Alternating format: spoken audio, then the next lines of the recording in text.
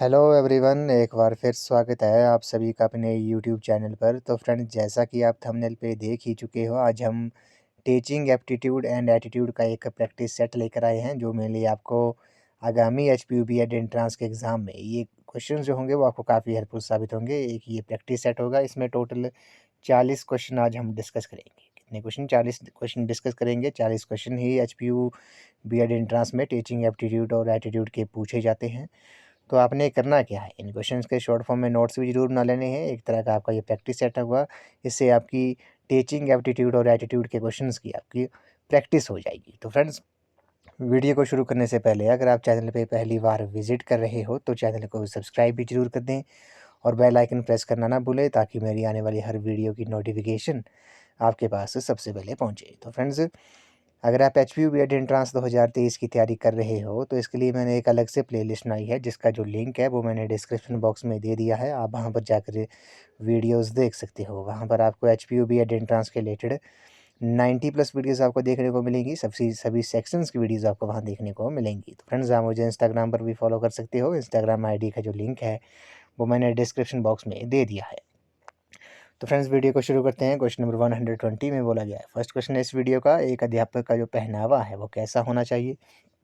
The dress of a teacher should be. तो एक अध्यापक का जो पहनावा होता है वो किस प्रकार का होना चाहिए? काफ़ी इंपॉर्टेंट क्वेश्चन है। क्वेश्चन नंबर 120 का जो राइट आंसर है वो आपका ऑप्शन नंबर बी है, साधारण परंतु आकर्षक होना चाहिए। जो एक अध्यापक का पहनावा है वो साधारण परंतु आकर्षक होना चाहिए। The dress of a teacher should be simple but attractive. तो ऑप्शन नंबर बी इस क्वेश्चन का करेक्ट आंसर है। अगले प्रश्न पे चलते हैं। क्वेश्चन नंबर 121 में बोला गया कि आप अपने रिश्तेदारों के बच्चों जो आपके विद्यालय में पढ़ते हैं की सहायता किस प्रकार करेंगे? How will you help the children of your relatives who study in your school? तो फ्रेंड्स, इस क्वेश्चन का जो करेक्ट आंसर होगा वो आपका ऑप्शन नंबर सी हो जाएगा। आप उन्हें अधिक परिश्रम करने के लिए कहेंगे। You will make them work hard. तो अगर आपके स्कूल में आपके रिश्तेदार के जो बच्चे हैं वो स्कूल आपके विद्यालय में पढ़ते हैं तो आप उनकी सहायता जो है वो किस प्रकार करेंगे? आप उन्हें अधिक परिश्रम करने को कहेंगे, अधिक मेहनत करने को कहेंगे। ये आपने याद रखना है।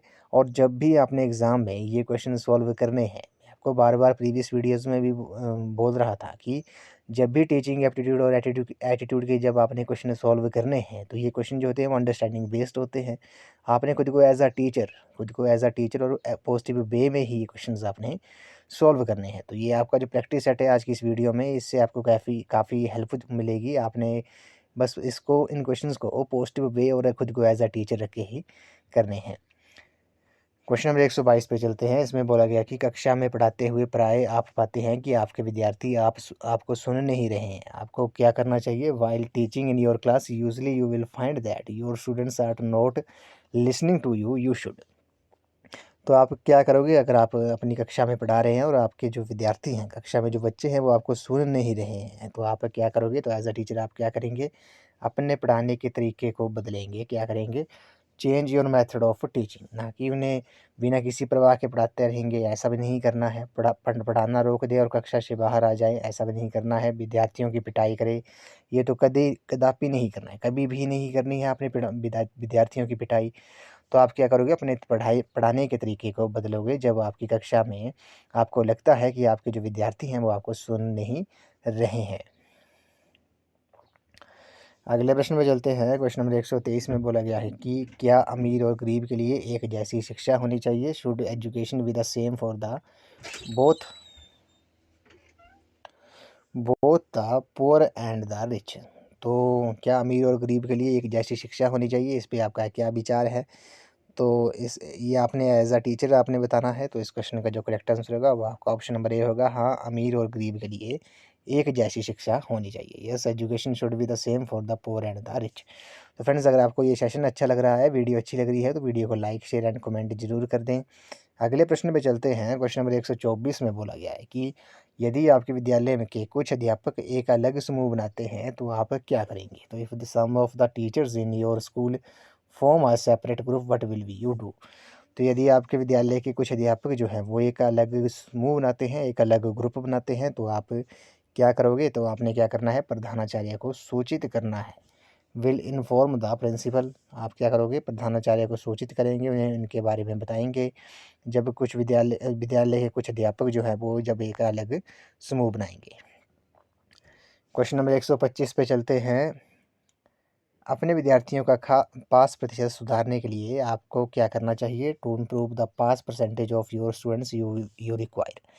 तो अपने विद्यार्थियों को जो पास प्रतिशत है वो आपने अगर सुधारना है तो आप क्या करोगे? तो फ्रेंड्स इस क्वेश्चन का जो करेक्ट आंसर होगा वो आपका ऑप्शन नंबर सी हो जाएगा, कठिन परिश्रम और अन्य शिक्षण सुविधाएं। Hard labour and the other teaching facilities जो है इसको आप बढ़ावा दोगे। अपने विद्यार्थियों को जो पास परसेंटेज होगी उसे इम्प्रूव करने के लिए, सुधार करने के लिए आप क्या करोगे? कठिन परिश्रम और अन्य शिक्षण विधियां अपनाएंगे। नेक्स्ट क्वेश्चन है, मोस्ट इंपॉर्टेंट क्वेश्चन है, इसको आपने स्टार लगा लेना है। ये क्वेश्चन कई बार पूछा गया है कि आप अध्यापक क्यों बनना चाहते हैं? तो why do you want to become a teacher?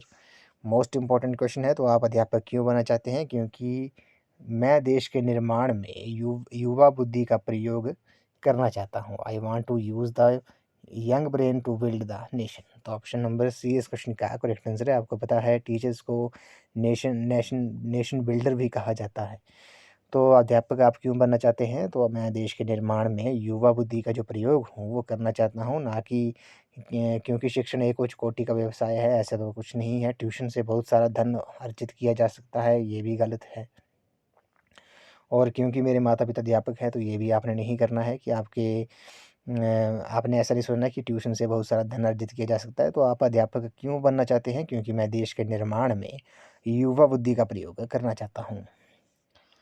अगले प्रश्न पे चलते हैं। क्वेश्चन नंबर 127 में बोला गया कि आजकल छात्रों द्वारा कक्षा अध्यापन में रुचि न लेने का जो मुख्य कारण है वो क्या है? What is the main reason of students not taking interest in classroom teaching at present. तो आजकल छात्रों द्वारा कक्षा अध्ययन में रुचि न लेने का जो मुख्य कारण है वो क्या कारण हो सकता है? तो आपको पता है कक्षा का अरुचिकर वातावरण हो गया, पाठ्यक्रम का विद्यार्थियों की मनोवैज्ञानिक मांग के अनुसार ना होना, त्रुटिपूर्ण परीक्षा प्रणाली जो है, ये तीनों जो रीजंस हैं ये आजकल छात्रों द्वारा कक्षा अध्यापन में रुचि न लेने के मुख्य कारण है। तो ऑप्शन नंबर डी इस क्वेश्चन का करेक्ट आंसर हो जाएगा। अगले प्रश्न पे चलते हैं। क्वेश्चन नंबर 128 में बोला गया कि पाठ्य पुस्तकों को कुछ समय के बाद क्यों बदल दिया जाना चाहिए? Why should text books we change after some time. तो पाठ्य पुस्तकों को कुछ समय के बाद क्यों बदलना चाहिए? इसका जो मेन रीज़न है वो क्या है? क्योंकि ज्ञान में बदलाव के कारण जो है ये आवश्यक है। It is necessary with change of knowledge. तो ज्ञान में बदलाव के कारण ये आवश्यक है कि पाठ्य पुस्तकों को कुछ समय के बाद बदल दिया जाना चाहिए। अगले प्रश्न में चलते हैं। विद्यालयों में पर्यावरण शिक्षा जो है वो अनिवार्य क्यों है? Environment education is necessary in school. तो विद्यालयों में पर्यावरण शिक्षा जो है वो क्यों जरूरी है? ताकि विद्यार्थियों में पर्यावरण बोध किया जा सके, ताकि पर्यावरणविदों का मनोबल बढ़ाया जा सके, ताकि विद्यार्थियों के को पर्यावरण ज्ञान का बोध कराया जा सके। ये तीनों जो रीज़न हैं वो विद्यालय में पर्यावरण शिक्षा अनिवार्य की मुख्य कारण है। तो ऑप्शन नंबर डी इस क्वेश्चन का करेक्ट आंसर हो जाएगा। In order to create environmental awareness among students, in order to increase moral of environmentalist, in order to make the students learn about the knowledge of the environment. अगले प्रश्न पे चलते हैं। क्वेश्चन नंबर 130 में बोला गया कि भारत में नैतिक मूल्यों की गिरावट का जो मुख्य कारण है वो क्या है? The main cause of moral degradation in India is because of. तो भारत में जो नैतिक मूल्यों की गिरावट का जो मुख्य कारण है वो भौतिकवादी मनोवृत्ति है, मटेरियलिस्टिक एटीट्यूड जो है वो आपका भारत में नैतिक मूल्यों की गिरावट का मुख्य कारण है। ऑप्शन नंबर सी इस क्वेश्चन का राइट आंसर है। अगले प्रश्न में चलते हैं। विद्यार्थी और समाज दोनों के लिए वर्तमान में किस प्रकार की शिक्षा जो है वो लाभप्रद है? Which type of education is beneficial for students and society both at present. तो मोस्ट इंपॉर्टेंट क्वेश्चन है। क्वेश्चन नंबर 131 का जो राइट आंसर है वो आपका ऑप्शन नंबर बी हो जाएगा। रोजगार के अनुकूल व्यावसायिक शिक्षा जो है, एम्प्लॉयमेंट ओरिएंटेड प्रोफेशनल एजुकेशन जो है, इस क्वेश्चन का करेक्ट आंसर हो जाएगा। विद्यार्थी और समाज दोनों के लिए वर्तमान में रोजगार के अनुकूल व्यावसायिक शिक्षा जो है वो काफ़ी लाभप्रद है।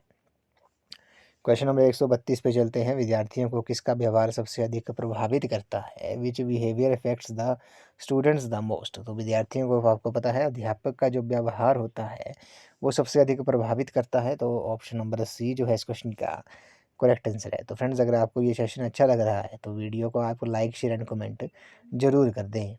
अगले प्रश्न पे चलते हैं, किस पद्धति द्वारा विद्यार्थी सबसे अधिक सीखते हैं? Why which method students learn to the maximum.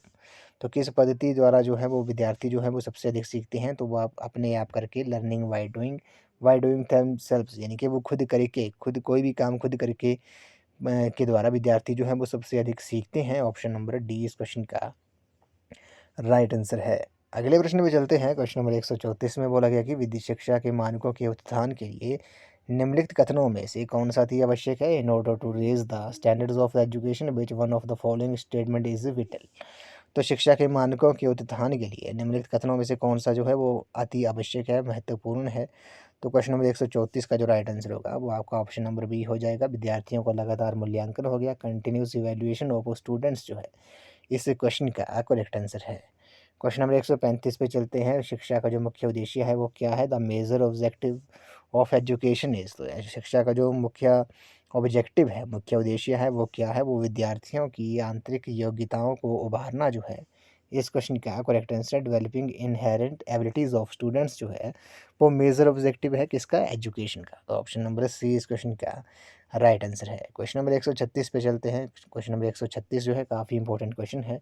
यदि कोई विद्यार्थी कक्षा में आपका उपहास करता है तो आप क्या करेंगे? If a students laughs at you in the class what will be you do.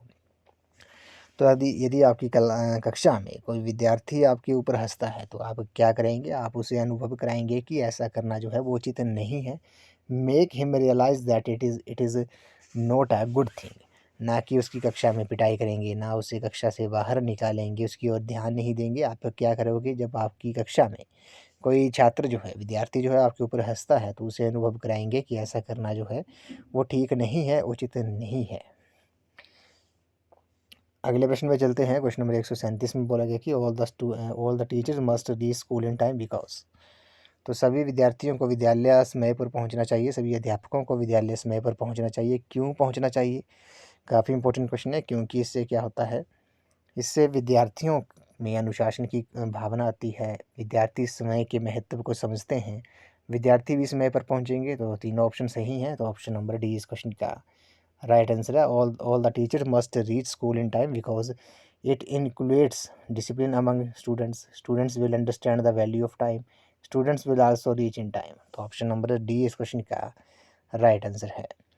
अगले प्रश्न में चलते हैं। मान लीजिए आप एक अध्यापिका हैं तो कुछ पुरुष अध्यापक आपको प्रताड़ित करते हैं और आपकी आलोचना करते हैं, तो आप क्या करेंगे? Suppose you are a lady teacher, some of the man teachers start harassing at criticizing you, what will you do. तो आप एक अध्यापिका हैं, कुछ पुरुष अध्यापक आपको प्रताड़ित करते हैं तो आप और आपकी आलोचना करते हैं, क्रिटिसाइज़ करते हैं आपको, तो आप क्या करेंगे? मोस्ट इंपॉर्टेंट क्वेश्चन है। तो क्वेश्चन नंबर 138 का जो राइट आंसर होगा वो आपका ऑप्शन नंबर डी होगा।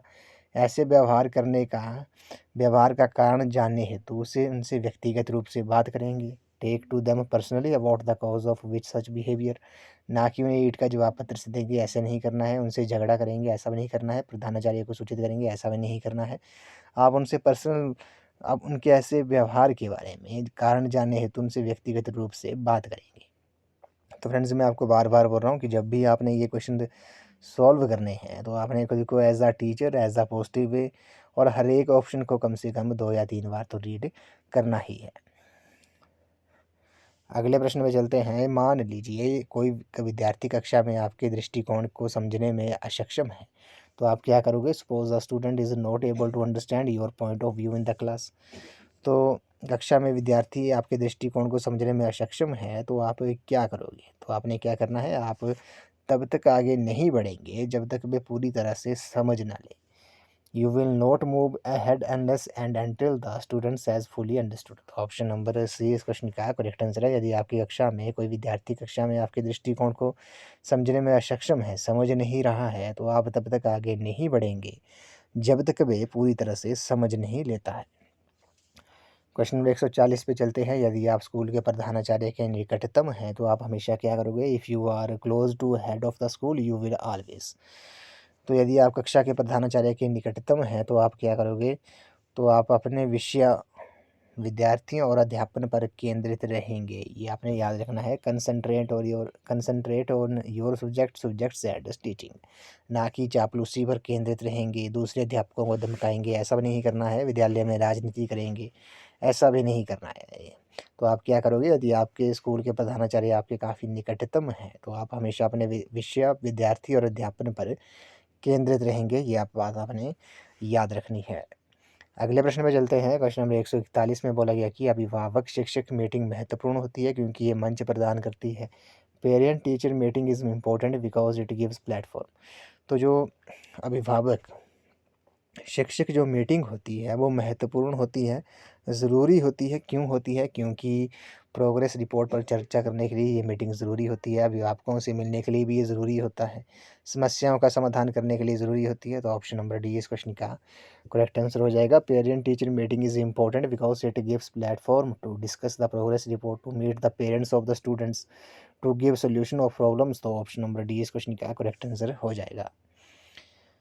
अगले प्रश्न पे चलते हैं। क्वेश्चन नंबर 142 में बोला गया कि डॉक्टर एपीजे अब्दुल कलाम को सम्मान दिया जाता है। Doctor APJ Abdul Kalam is respected for, तो उन्हें किसके लिए सम्मान दिया जाता है? महान वैज्ञानिक व प्रतिबद्ध अध्यापक होने के नाते, being a great scientist and committed teacher के कारण डॉक्टर एपीजे अब्दुल कलाम जी को सम्मान दिया जाता है। आपको पता है वे भारत के राष्ट्रपति भी रह चुके हैं, ये भी आपने याद रखना है। मिसाइल मैन ऑफ इंडिया के नाम से भी उन्हें ही जाना जाता है, डॉक्टर एपीजे अब्दुल कलाम को। अगले प्रश्न में चलते हैं। क्वेश्चन नंबर 143 में बोला गया कि आज के विश्व में किस प्रकार की शिक्षा सबसे अधिक आवश्यक है? Which type of education is most needed in today world. तो आज के विश्व में आपको पता है यौन शिक्षा, सेक्स एजुकेशन भी जरूरी है, मोरल एजुकेशन, नैतिक शिक्षा भी जरूरी है, कंप्यूटर एजुकेशन भी जरूरी है। तो ऑप्शन नंबर डी इस क्वेश्चन का करेक्ट आंसर हो जाएगा। ऑल ऑफ द अबव जो है, यौन शिक्षा, नैतिक शिक्षा, कंप्यूटर शिक्षा, ये आज के विश्व में ये तीनों जो हैं वो सबसे, तीनों शिक्षा जो है वो सबसे अधिक आवश्यक है। तो ऑप्शन नंबर डी इस क्वेश्चन का करेक्ट आंसर है।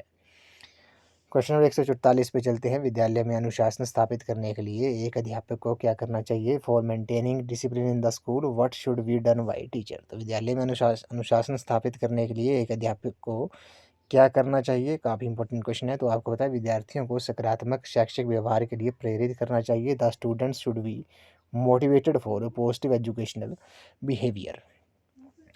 क्वेश्चन नंबर 145 पे चलते हैं। आपकी राय में कैसे अध्यापक को सबसे अधिक सम्मान दिया जाता है? In your opinion who is most respected teacher. तो आपकी राय में कैसे अध्यापक को जो है वो सबसे अधिक सम्मान दिया जाता है? तो आपको पता है इस क्वेश्चन का जो करेक्ट आंसर होगा वो आपका ऑप्शन नंबर डी है, जिसे पढ़ाने, विषय को पढ़ाने का पूर्ण ज्ञान हो, who is knowledgeable to teach the subject. तो जिस अध्यापक को विषय को पढ़ाने का पूर्ण ज्ञान है तो उस अध्यापक को सबसे अधिक सम्मान दिया जाता है। ये आपने याद रखना है। ऑप्शन नंबर डी इस क्वेश्चन का करेक्ट आंसर है। क्वेश्चन नंबर 146 पे चलते हैं। भगोड़ेपन का जो सही कारण है वो क्या है? The main reason of the fluencies. तो भगोड़ेपन का जो मुख्य कारण है वो क्या है? वो पढ़ाई में रुचि ना होना, नशाखोरी हो गया, अध्यापक का कक्षा में रुचि पैदा करने में अक्षम होना। ये तीनों जो है रीज़न है वो भगोड़ेपन के असली कारण है। तो ऑप्शन नंबर डी इस क्वेश्चन का करेक्ट आंसर हो जाएगा। The main reason of fluency is lack of interest in studies, drug addiction हो गया, teacher inability to create interest in the class. तो ये तीनों ऑप्शन सही हैं। तो ऑप्शन नंबर डी इस क्वेश्चन का राइट आंसर है। क्वेश्चन नंबर 147 पे चलते हैं। इसमें बोला गया कि एक अध्यापक को शोध कार्य में रुचि लेनी चाहिए। क्यों लेनी चाहिए? The a teacher must take interest in research vikas. तो एक अध्यापक को शोध कार्य में रुचि लेनी चाहिए। क्यों लेनी चाहिए? क्योंकि आपको पता है इससे ज्ञान बढ़ता है, अध्यापक व्यस्त रहता है, अध्यापक निरंतर नई खोज के बारे में जानकारी हासिल करता है। तो तीनों ऑप्शन सही हैं। तो ऑप्शन नंबर डी इस क्वेश्चन का करेक्ट आंसर है। क्वेश्चन नंबर 148 पे चलते हैं। एक बालक जो अपनी कक्षा के अन्य बालकों की तरह कार्य नहीं कर पाता है उसे क्या कहते हैं? A children who can not work at pace with the children of same age is called. तो एक बालक जो अपनी कक्षा के बालकों की तरह कार्य नहीं कर पाता है तो उसे क्या कहा जाता है? उसे पिछड़ा बालक कहा जाता है, बैकवर्ड चाइल्ड कहा जाता है। ऑप्शन नंबर ए जो है इस क्वेश्चन का करेक्ट आंसर है। अगले प्रश्न में चलते हैं। निम्नलिखित में से किन कारणों से परीक्षा में तनाव उत्पन्न होता है? Which of the following Leeds of stress in the exams. तो आपको पता है चिंता के कारण, तैयारी ना होना, विषय की कम समझ होना, ये तीनों जो रीज़न है वो परीक्षा में तनाव उत्पन्न करते हैं। तो ऑप्शन नंबर डी इस क्वेश्चन का करेक्ट आंसर है। एनएक्सटी हो गया, अनप्रिपेयर्डनेस होगी, less understanding of the subject होगी, ये तीनों जो हैं वो आपके परीक्षा में तनाव के मुख्य कारण हैं। अगले प्रश्न पे चलते हैं। क्वेश्चन नंबर 150 में बोला गया है कि as a teacher you will give extra marks to दो स्टूडेंट्स। तो एक अध्यापक होने के नाते आप उन छात्रों को अतिरिक्त अंक देंगे, किन को देंगे, जो इसके पात्र होंगे, वो डिज़र्व इट। तो ये आपने याद रखना है, एक अध्यापक होने के नाते आप उन छात्रों को अतिरिक्त अंक देंगे जो इसके पात्र होंगे, उन्हें आप अतिरिक्त अंक देंगे। तो ऑप्शन नंबर डी इस क्वेश्चन का करेक्ट आंसर है। अगले प्रश्न पे चलते हैं। इसमें बोला गया कि नेशनल यूनिटी विल ग्रो। तो राष्ट्रीय एकता बढ़ेगी यदि कब बढ़ेगी, जब अध्यापक अपने देश में कहीं भी नौकरी करता है तो उससे क्या होगी, राष्ट्रीय एकता बढ़ेगी। ऑप्शन नंबर डी इस क्वेश्चन का राइट आंसर है। अगले प्रश्न पे चलते हैं। क्वेश्चन नंबर 112 में बोला गया कि विद्यार्थियों का मूल्यांकन किया जाना आवश्यक है, क्योंकि तो assessment of students is necessary because. तो विद्यार्थियों का जो मूल्यांकन है किया जाना आवश्यक है, ज़रूरी है, क्योंकि ये विद्यालय की उपलब्धियों को मापने में सहायक होता है। It helps to measure the achievements of students. तो ऑप्शन नंबर सी इस क्वेश्चन का करेक्ट आंसर है। क्वेश्चन नंबर 113 पे चलते हैं। शिक्षा का जो अधिकार है वो शिक्षा का अधिकार अधिनियम के अनुसार बच्चे का किसी विशिष्ट कक्षा में प्रवेश का जो प्रस्तावित आधार है। According to right to education act, admission of children to a particular class has been proposed on the basis of. तो किसके बेस पे होता है, तो ये आपको पता है, ये बालक का सामाजिक व आर्थिक स्तर जो है इस क्वेश्चन का करेक्ट आंसर है। Socio economic status of the child जो है इस क्वेश्चन का राइट आंसर है। आपको पता है आरटी एक्ट जो था वो कब आया था, वो ये 2009 में आया था, लेकिन ये लागू कब हुआ था, तो ये 1 अप्रैल 2010 को, 1 अप्रैल 2010 को ये पूरे भारत में लागू हुआ था। इसका जो आरटी एक्ट कहता है कि 6 से 14 वर्ष तक के सभी बच्चों को निःशुल्क और अनिवार्य शिक्षा उपलब्ध करवाई जाए, प्रदान की जाए। और जो दिव्यांग बालक हैं, दिव्यांग बच्चों को, उन्हें 6 से 18 तक निःशुल्क और अनिवार्य शिक्षा का प्रावधान है आरटीई एक्ट में। क्वेश्चन नंबर 114 पे चलते हैं। इसमें बोला गया कि आपकी राय में एक कामयाब अध्यापक कौन है।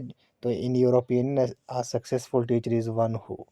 तो आपकी राय में एक कामयाब जो अध्यापक है वो कौन है, तो जो विद्यार्थियों के विकास में गहरी रुचि रखता है वे एक कामयाब अध्यापक है। Take keen interest in the progress of students. Question number 115 पे चलते हैं। बाल केंद्रित शिक्षण विधि का जो मुख्य उद्देश्य है, the main objective of child centre education is.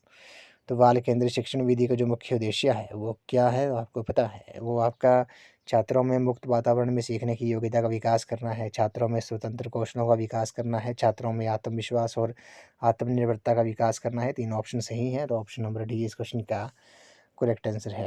Question number 116 पे चलते हैं। इसमें बोला गया कि कक्षा में जाने से पहले अध्यापक को शिक्षण बिंदु बनाने चाहिए, क्योंकि before going to a class a teacher must prepare a list of teaching points because. तो कक्षा में जाने से पहले अध्यापक को शिक्षण बिंदु जो हैं वो बनाने चाहिए। क्यों बनाने चाहिए, क्योंकि ये शिक्षण कार्य को अधिक प्रभावशाली बनाने में सहायक होते हैं। ऑप्शन नंबर डी इस क्वेश्चन का करेक्ट आंसर है। क्वेश्चन नंबर 117 पे चलते हैं। इसमें बोला गया कि आपकी राय में प्रत्येक अध्यापक को घर पर निम्नलिखित में से किस चीज़ का होना आवश्यक है। In your opinion which one of the following is a must at the residence of a children teacher. तो आपको पता है वहाँ पर लाइब्रेरी होनी चाहिए, टेलीविज़न होनी चाहिए, अच्छी तरह से सजा हुआ मेहमान कक्ष होना चाहिए। तो ऑप्शन नंबर डी इस क्वेश्चन का करेक्ट आंसर हो जाएगा। उपरोक्त सभी जो हैं इस क्वेश्चन के करेक्ट आंसर है। अगले प्रश्न में चलते हैं। आपकी राय में अध्यापक संगठन का जो काम है वो क्या है। In your opinion the work of teacher organization is. तो आपकी राय में अध्यापक संगठन का जो काम है वो क्या है, वो इसमें पर सेमिनार करवाना है, अध्यापकों की विभिन्न समस्याओं पर विचार विमर्श करना है, ज़रूरतमंद अध्यापकों की सहायता करना है। तो ऑप्शन नंबर डी इस क्वेश्चन का करेक्ट आंसर हो जाएगा। To arrange seminars from time to time to discuss the various problems of teacher to help the needy teachers. तो ऑप्शन नंबर डी इस क्वेश्चन का करेक्ट आंसर है। इस वीडियो का ये लास्ट क्वेश्चन है। मान लीजिए आपका पुत्र शिक्षण व्यवसाय करना चाहता है, तो आप क्या करोगे। Suppose your son wants to go for teaching profession. तो मान लीजिए आपका पुत्र जो है वो शिक्षण व्यवसाय अपनाना चाहता है, तो आप क्या करोगे। तो आप उसके शिक्षक बनने के चुनाव को सहमति देंगे। You will agree to his choice to become a teacher. तो ऑप्शन नंबर बी इस क्वेश्चन का करेक्ट आंसर है। तो फ्रेंड्स आज की इस वीडियो में बस इतना ही। आज हमने एक प्रैक्टिस सेट आज हमने एक 40 क्वेश्चन का एक प्रैक्टिस सेट टीचिंग एप्टीट्यूड और एटीट्यूड के क्वेश्चन हमने डिस्कस किए, जो हमने प्रीवियस वीडियो में भी ये क्वेश्चन डिस्कस किए थे। इससे आपको थोड़ा आइडिया लग जाएगा कि एचपीयू जो है वो किस टाइप के क्वेश्चन पूछता है। मैंने आपको पहले ही बोला है कि जब भी आपने ये क्वेश्चन सॉल्व करने हैं एग्ज़ाम में, तो आपने खुद को as a teacher, as a positive और हर एक ऑप्शन को कम से कम 2 या 3 बार तो रीड ज़रूर करना है, क्योंकि ये क्वेश्चन जो होते हैं वो अंडरस्टैंडिंग बेस्ड होते हैं। अगर आपकी अच्छी समझ होगी क्वेश्चन के प्रति, तो आप इन क्वेश्चन को आराम से सॉल्व कर लोगे। आपने पॉजिटिव वे में ही करने हैं। तो फ्रेंड्स, आज की इस वीडियो में बस इतना ही। आई होप आपको ये वीडियो पसंद आई होगी, तो वीडियो को लाइक, शेयर एंड कमेंट जरूर कर दें। अगर आप एचपीयू बीएड एंट्रेंस 2023 की तैयारी कर रहे हो, तो इसके लिए मैंने एक अलग से प्लेलिस्ट बनाई है, जिसका जो लिंक है वो मैंने डिस्क्रिप्शन बॉक्स में दे दिया है। तो फ्रेंड्स, आप वहाँ पर जाकर वीडियोज़ देख सकते हो। वहाँ पर आपको एचपीयू बीएड एंट्रेंस के रिलेटेड 90+ वीडियोज़ आपको देखने को मिलेंगी। सभी सेक्शंस की वीडियोस आपको वहाँ देखने को मिलेंगी। Teaching aptitude and attitude, HPG के, national commissions and committees on education, Hindi, English, maths, reasoning, सभी सेक्शंस की वीडियोस आपको वहाँ देखने को मिलेंगी। तो फ्रेंड्स, आप मुझे इंस्टाग्राम पर भी फॉलो कर सकते हो। इंस्टाग्राम आईडी का जो लिंक है वो मैंने डिस्क्रिप्शन बॉक्स में दे दिया है। आप वहाँ पर मुझे इंस्टाग्राम पर फॉलो कर सकते हो। तो फ्रेंड्स, आई होप आपको ये वीडियो पसंद आई होगी। तो वीडियो को लाइक, शेयर एंड कमेंट जरूर कर दें, और बेल आइकन प्रेस करना ना भूलें, ताकि मेरे आने वाली हर वीडियो की नोटिफिकेशन आपके पास सबसे पहले पहुँचे। तो फ्रेंड्स, आज की इस वीडियो में बस इतना ही। तो थैंक यू फ्रेंड्स।